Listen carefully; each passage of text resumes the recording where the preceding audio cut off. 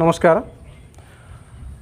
যোৱা মে মাহৰ 17 তাৰিখে প্ৰাক্তন EM জগদীশ সৰকাৰ ডাঙৰীয়াই UPPLক লৈ পালে বা UPPLৰ সভাপতি মাননীয় প্ৰমোদ বড়ো ডাঙৰীয়াক লৈ পালে দুটিমান কথা কৈছে যে UPPL দলে চুৰৰ দ্বাৰা অবৰৰ লগত ৰাতিৰ ভিতৰত লগ লাগি পালে পলিটিক্স কৰিব বিচাৰিছে। আমি ধিক্কাৰ জনাইছোঁ।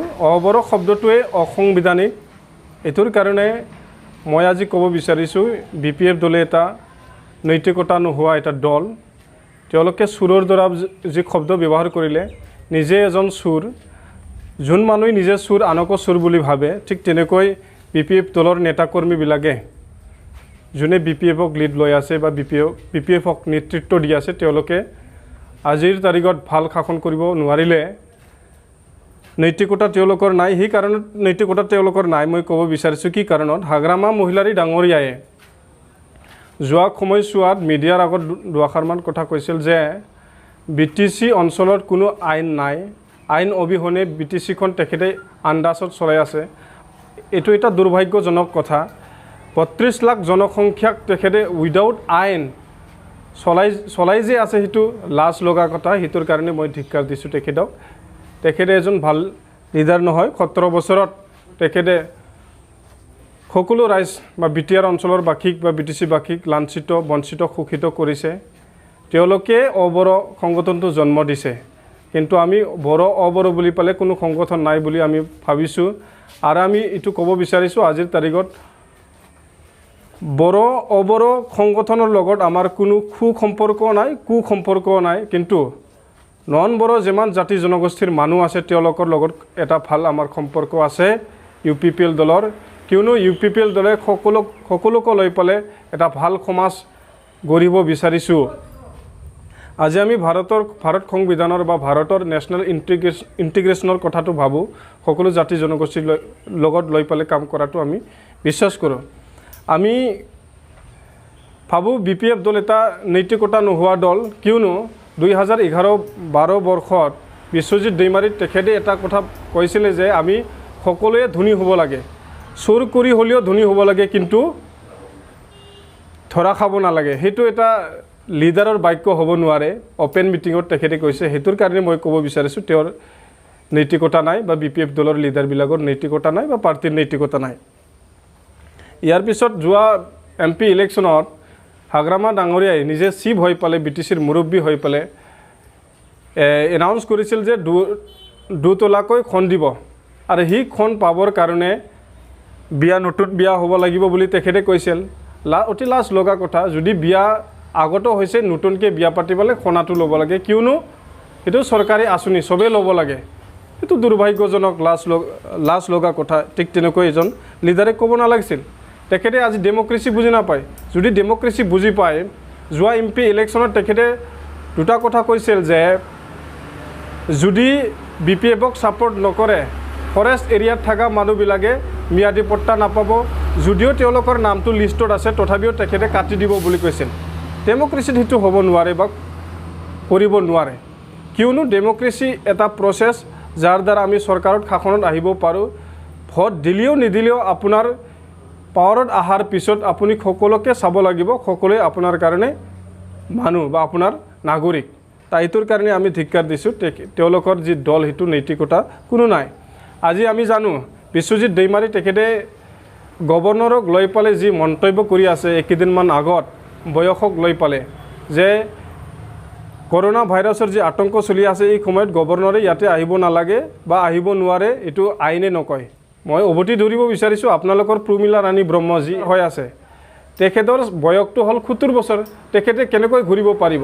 আপুনি নাজানে নেকি যে গভৰ্ণৰ এজনে ষ্টেটৰ নমিনেল হেড, তেখেতৰ নামৰ ষ্টেটৰ যিকোনো কাম কাজে চলি আছে। আপুনি গভৰ্ণৰৰ ওপৰত নহয়, কোনোবা চিফ মিনিষ্টাৰে গভৰ্ণৰৰ ওপৰত নহয়, কোনোবা মিনিষ্টাৰে গভৰ্ণৰৰ ওপৰত নহয়। এজক লৈ পেলাই আপুনি কথা কোৱাটো অতি লজ্জাজনক। আপুনি চাব প্ৰাইম মিনিষ্টাৰৰ এজটো কিমান, 69 বছৰ। আপুনি আমাৰ ভাৰতৰ প্ৰেছিডেণ্টৰ বয়সটো চাব কিমান, 70+। তেখেতক আপুনি ক'ব নেকি তেওঁলোকে কাম কৰিব নোৱাৰিব, বাহিৰত ওলাব নোৱাৰিব?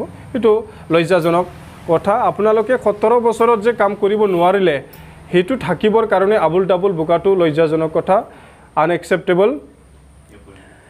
এইটোৰ কাৰণে আমি ধিক্কাৰ দিছোঁ সেইটো যে ওলাই পৰিল আপোনালোকে যে কাম কৰিব পৰা নাই 17 বছৰত যে কোভিড-19 যি অৱস্থাটো লৈ পালে ভাৰতত যি ইমাৰ্জেঞ্চিৰ এটা পৰিৱেশ হ'ল ইয়াৰ আমি গম পালোঁ আপোনালোকে একো কাম কৰিব পৰা নাই কিয়নো BTC অঞ্চলৰ পৰাই কমেও 1 লাখ মানুহ বাহিৰত কামৰ সন্ধানত গুচি গ'ল ডেকা ল'ৰা ছোৱালী কোনোবা বুঢ়া মানুহ কাম কৰিব যাবলগীয়া হ'ল কিয় যাবলগীয়া হ'ল আপোনালোকে কাম দিব পৰা নাই অৰ্থনীতি ব্যৱস্থা ভাল কৰিব পৰা নাই এইটোৰ কাৰণে তেওঁলোকে বাহিৰত যাবলগীয়া হ'ল তাই ইয়াৰ পিছত আপোনালোকে বহুতো কৰাপশ্যন কৰিছে মই বিশেষকৈ জগদীশ সৰকাৰ ডাঙৰীয়াৰ এইকেইদিন ভিতৰত ওলাই আছে পেপাৰত আপুনি 8জন আপোনাৰ ডিপাৰ্টমেণ্ট তাতে without any advertisement without any exam without CSB approval আপুনি এপইণ্টমেণ্ট দিছে নট অনলি সেইটো ডিপাৰ্টমেণ্ট লমচৰ ডিমাৰিও দিছে PHCত তেখেতে 27জন এপইণ্টমেণ্ট দিছে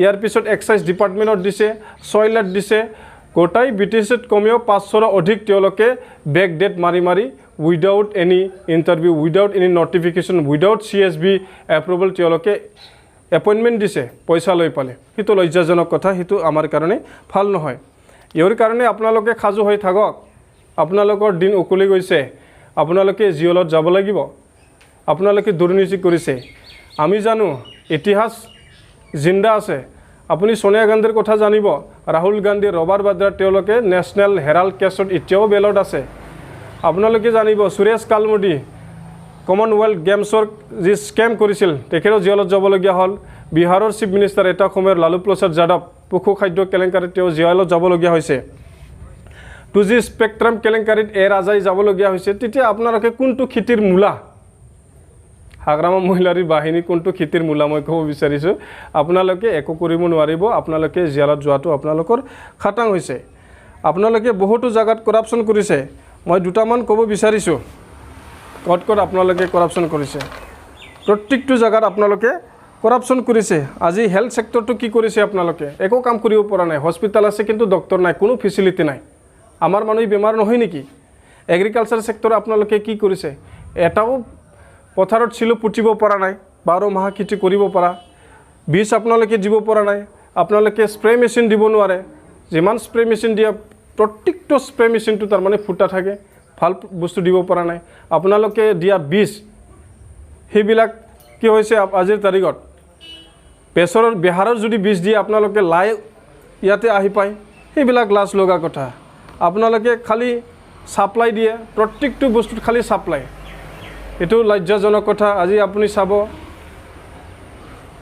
আঠুৱাৰ নামত আপোনালোকে ৰাজনীতি কৰে কম্বলৰ নামত আপোনালোকে ৰাজনীতি কৰে খুটাৰ নামত আপোনালোকে ৰাজনীতি কৰে স্প্ৰে মেচিনৰ নামত আপোনালোকে ৰাজনীতি কৰে সেইবিলাক অতি লজ্জাজনক কথা যি বড় আন্দোলনৰ কথা আপোনালোকে যি প্ৰাক্তন মাজতে কৈছিল যে অতি বড় আন্দোলনৰ দ্বাৰা যি BTC পাইছে BTR হেতু ভালকে শাসন কৰিব লাগে চলাই লৈ যাব লাগে কিন্তু বড় আন্দোলন বা যি সংগ্ৰাম হৈছিল হেতু খালি কম্বলৰ কাৰণে হৈছিল নেকি খুটাৰ কাৰণে হৈছিল নেকি এটা ছাতিৰ কাৰণে হৈছিল নেকি অতি লাজ লগা কথা সেইবিলাক আমি ধিক্কাৰ জনাইছো আপোনালোকে বিদায় ল'ব লাগিব মই আপোনালোকক অনুৰোধ জনাব বিচাৰিছো হাগ্ৰামাক বাদ দি পালে আপোনালোকে যদি ভাল খত মনোভাৱ আছে UPPLত যোগদান আপোনালোকে ল'ব লাগে কিয়নো আপোনালোকৰ যোন ভাল কেইটামান মানুহ আছে UPPLত যোগদান হওক আপোনালোকক আমি ভাল পদবী দিম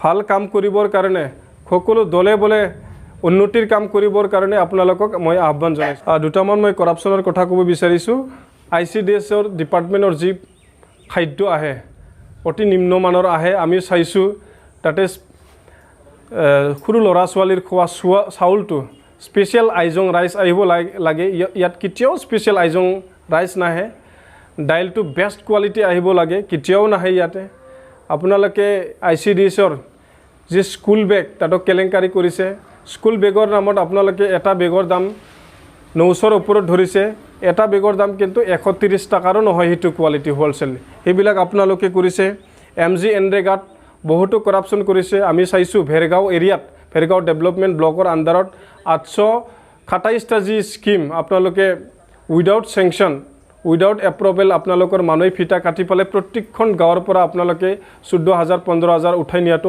অতি লজ্জাজনক কথা। এইবিলাক আপোনালোকে কৰিছে। IBSৰ নামত বহুতো কেলেংকাৰী আপোনালোকে কৰিছে। PMAY আজিৰ তাৰিখত, আগতে যি IAY আছিলে, আপোনালোকৰ মানুহে পায়, চাকৰি কৰা মানুহে আপোনালোকে পায়, ইয়াৰ পিছত ধনী মানুহে পায়, দুখীয়া মানুহ আজিৰ তাৰিখত পোৱা নাই। এইবিলাকৰ ওপৰত আমি ইনকুৱাৰী কৰিবৰ কাৰণে উচ্চ মহলক জনাইছোঁ। আপোনালোকৰ যি কৰাপশ্যন সেইটো ফাদিল হ'ব। ইয়াৰ পিছত মই ছাপ্লাইৰ দুটামান কথা ক'ব বিচাৰিছোঁ যে আপোনালোকে খালি ছাপ্লাইৰ কাম কৰিব বিচাৰে। আমাৰ ভেৰগাঁও এপচু অফিচৰ ওচৰত যি গেছ আছে, বডোলেণ্ড গেছ হাউচ, তাতে আপোনালোকে চাব যে ইয়াতে খালি গ্ৰাউণ্ড ফ্ল'ৰটো হৈছে। এই গ্ৰাউণ্ড ফ্ল'ৰত যি ফাৰ্নিচাৰ লাগে এইটো দিয়াৰ পিছতো ওপৰ ষ্ট'ৰেজৰ কাৰণে আপোনালোকে ফাৰ্নিচাৰ ইয়াতে ছাপ্লাই কৰিছে, য'ত প্ৰয়োজনেই নাই। প্ৰত্যেকটো জেগাত সেইটো আপোনালোকে কৰিছে খালি পইচা পাবৰ কাৰণে। সেইটো লজ্জাজনক কথা। এই ফাৰ্নিচাৰবিলাক আজিৰ তাৰিখত বেয়া হ'বলৈ ধৰিছে। ইয়াৰ পিছত ইয়াতো আপোনালোকে এটা কাম কৰিছে, খালি 3টা বেড থকা যি ৰুম সেইটো চাবৰ কাৰণে ইয়াতে 9জন এপইণ্টমেণ্ট দিছে। অতি লজ্জাজনক কথা। 2জন মানুহে যোনটো চাব পাৰে আপোনালোকে পইচা লৈ পেলাই এপইণ্টমেণ্ট দিছে 9জন ইয়াতে। সেইটো লজ্জাজনক কথা। সেইটোৰ কাৰণে আমি ধিক্কাৰ দিছোঁ। ইয়াৰ পিছত মই এটা ডাঙৰ কৰাপশ্যনৰ কথা ক'ব বিচাৰিছোঁ। যেতিয়া লমশ্ৰাও দৈমাৰী ডাঙৰীয়াই ফুড এণ্ড চিভিল ছাপ্লাই ডিপাৰ্টমেণ্টৰ EM আছিলে, তেখেতৰ সময়ৰ পৰা 10 বছৰত কমেও 1,000 কোটি টকীয়া কেলেংকাৰী হৈছে। সেই কেলেংকাৰীটো হৈছে আপোনাৰ আটাৰ নামত।